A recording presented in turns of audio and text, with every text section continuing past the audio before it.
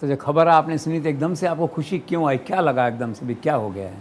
Sir so excited, सो thrilled, मतलब क्या लगा है? सर खुशी इसलिए आई क्योंकि 48% of women of our country and the earlier the reservation seats, the तुम्हें ऐसा रिजर्व लगा सीट्स फॉर कि वुमेन। तुम्हें ऐसा लगा तुम्हें क्या मिलने वाला है इससे, कुछ एकदम से सर ऐसा आई फील हुआ? Think this will improve the crime which are happening against the women, क्योंकि अब हमारे लेजिस्लेशन में ज़्यादा वुमेन है, तो आई थिंक अब ये सारी चीज़ें इम्प्रूव होगी, क्योंकि ज़्यादा वुमेन मतलब ये जो क्राइम्स हो रहे हैं उनके अगेंस्ट ज़्यादा वॉइसेस है हमारे पास।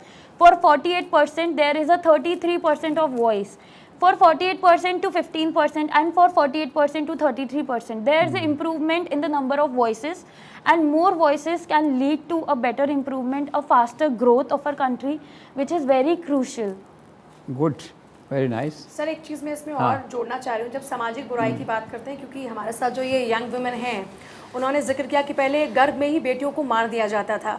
आपने हरियाणा का जिक्र किया, हरियाणा में जब आप लिंगानुपात की बात करते हैं तो बेटियों के मुकाबले बेटों की तादाद 200 से 300 हज़ार पर ज़्यादा होती थी। फिर बेटियां जो थी महिला पहलवान, उन्होंने गोल्ड मेडल जीता और बेटियों की ताकत को समझा और लोगों ने अपनी बेटियों को प्रमोट करना शुरू किया, वो पहला बदलाव।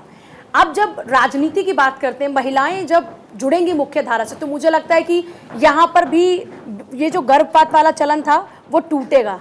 आप महिला पंच सरपंच की बात करते हैं, वहाँ पर भी बेटियों को एक्सपोजर मिला।